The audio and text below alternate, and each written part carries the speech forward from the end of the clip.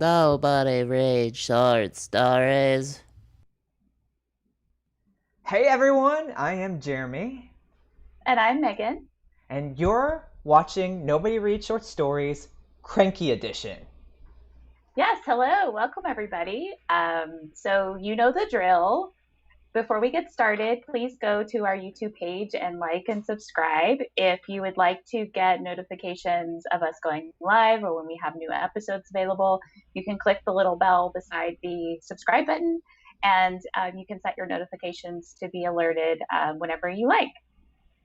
All right, we're doing Cranky 7 Minutes again today, Woohoo! and we just also want to let you know that we are looking for pieces for our second season, and we're already reading and everything. We have 1 week left to go, and so if you know someone who wants to submit, make sure to tell them that we do all genres, all types of stories.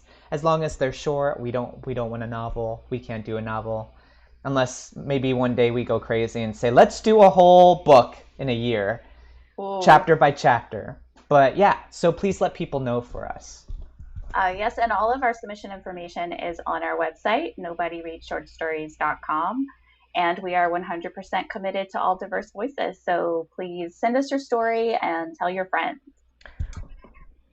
And speaking of things on our website, one new development we have is that we are now selling Nobody Reads Short Stories merchandise. So if you would like a bright orange and purple Nobody Reads Short Stories fanny pack, then you can make all your dreams come true by going to our website and ordering it. It'll come straight to you. All right, I know some people are making faces right now. Even if you're not interested, please check out the merchandise because, then you can tell people these people are crazy and very colorful. Or you're like, I am interested, and you're doing a really good cause since it does cost a little bit. Not like a ton, but it does cost a little bit to make this happen. Yes, and we want to update our technology for season 2. So we're just looking for ways that we can raise a little bit of money, while also bringing some bright orange and purple joy to everyone in the form of T-shirts and leggings and other cool things that you'll find on our website.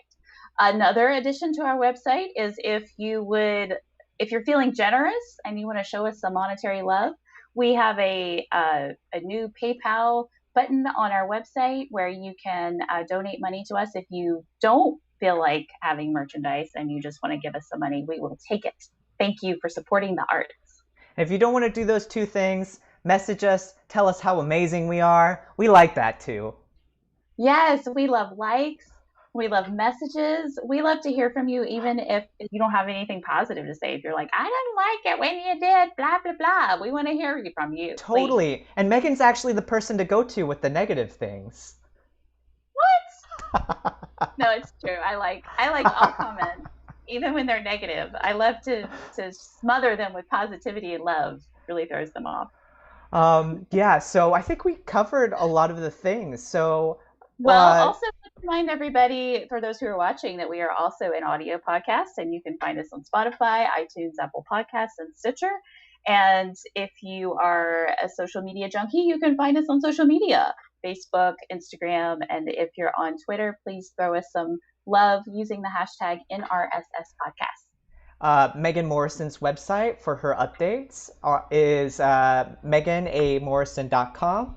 Mine is jeremyraystories.com.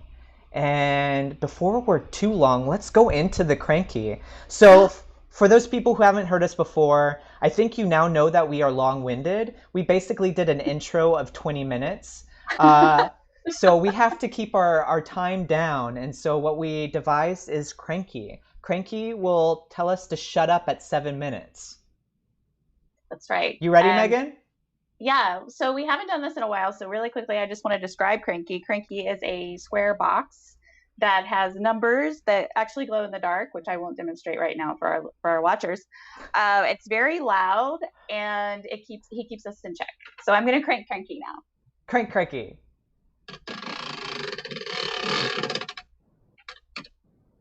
All right. So I'm going to go first because I am so excited about this book that I read this week. It's a book of short stories called How to Pray by Megan, a can you writer put by the it name back of, up? Can you put yes, it one back second, up? one second. By an author by the name of Suvankam Thamagvongsa. I'm sorry that I'm mispronouncing her name.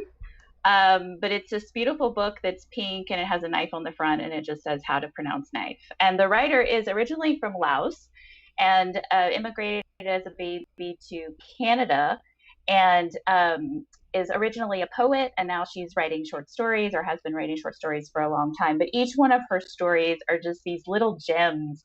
They're not very long.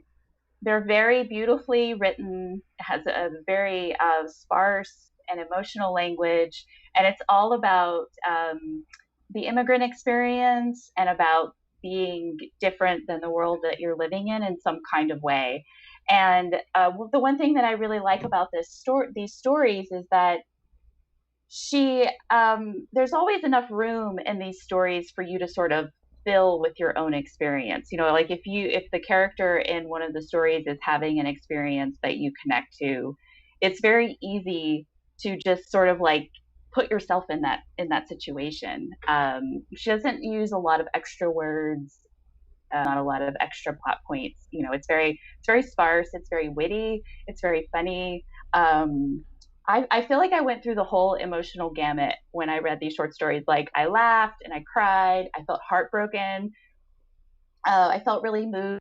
There was one story where I was shocked. Like I couldn't remember the last time that I was shocked by a story, and not because it was something like brazen or anything. It was just this surprise of the behavior of the character. I was like, oh my God, I can't believe she did that. Megan, can you elevator pitch one of the short stories so people can get a feel on what they would be getting if they get it? And for listeners who don't know what an elevator pitch is, it's like the thing that like screenwriters do, like when they're in an elevator with a producer to try to get the producer to come on board the project. Oh, the pressure. Okay, so the pressure. Title story, How to Pronounce Knife, is about a young girl who speaks Lao at home, and she comes home and asks her father how to pronounce the word knife, and he says that it's pronounced with a K, kanekti.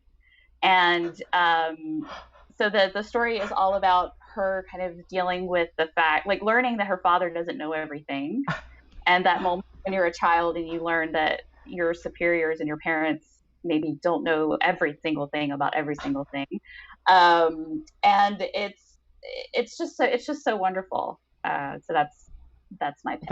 That's really funny. So go out and read it. And the fun thing about that story is that the way that they respond to that is not like, oops, we should have said it right. They're like, oh, those English speakers don't know how to pronounce the word. There's a K in it. And I loved that because, I kind of grew up in an isolated environment and I was homeschooled. And then once I went out into the real world and started actually going to school with other people than my brother, there were certain things where I was like, why do they do that? Like, that's so weird. And then I would go home and I'd be like, no, the way we do it is right, even though, the way we did it might have been a little weird to everybody else. So I really resonated with that. I resonate with the word thing. Like, listen, I read words and I understand them, but I always make up how to pronounce them. Like, and my mom calls me out. You have called me out. My boyfriend has called me out and been like, that's not how you pronounce it. And I'm like, in my head, I've been pronouncing it that way for, I'm not going to tell you how long because then you'll know my age. Yes. My brother get into big fights about, I was so sure that of certain words in songs, like I was like, this is what they're saying. And he'd be like, stop being an idiot. That's not what they're saying. And even years later, I like text him and I'd be like, okay, you're right. I listened to that song today and you're right. They were saying this. It's interesting. So I will say it took me a little bit longer to read this book than it would a novel, because I feel like every single one of these stories, I wanted to like sit with it after I read it and like really think about it. The worlds are very rich and very diverse, and so it's not a fast read. I would say give yourself time to really get into it. And for listeners, Megan was kind of glitchy at the beginning on my end. I don't know if they got that. That's why I was like, hey, show it again. but Okay. we'll have it in the comments section too, so you can look up the book. So I am going to be reading this book, Margaret Atwood, The Heart Goes Last.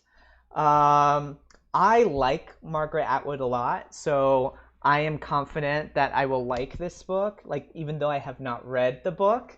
I'm excited about it. Megan, you have read this book. Oh, should I read the back? Let's see if I Yeah, can make read the back. time. Stan and Charmaine, a young urban couple, have been hit by job loss and bankruptcy in the midst of nationwide economic collapse. Forced to live in their third-hand Honda, where they are vulnerable to roving gangs, they think the gated community of, oh, speaking of words, Consil, of course it happens on this episode, Consilience may be the answer to their prayers. If they sign a life contract, they'll get a job and lovely house for 6 months out of the year. On alternating months, residents must leave their homes and serve as inmates in the, oh my goodness, positron prison system? At first, this seems worth it. They will have a roof over their heads and food on the table. But when a series of troubling events unfolds, positron begins to look less like a prayer answered and more like a chilling prophecy fulfilled. It's good, guys. I'm so excited that Jeremy's reading this so that we can talk about it. Good I job, can't you believe it wrapped still it. got you. It You still wrapped got it you. up. We did. We wrapped it up. This is the first one we've wrapped up. So Okay. we are done for today. Thank you all for listening to us. I think we went 5 hours this time, right, I Megan? know. I think so. And before we go, I just want to, if my friend Letty is watching or listening, I just want to give a shout out to her and say I wore this outfit for you. Aw, that's cute. All right. Thanks, everybody. We'll see you next week. See you next week. Bye. Bye.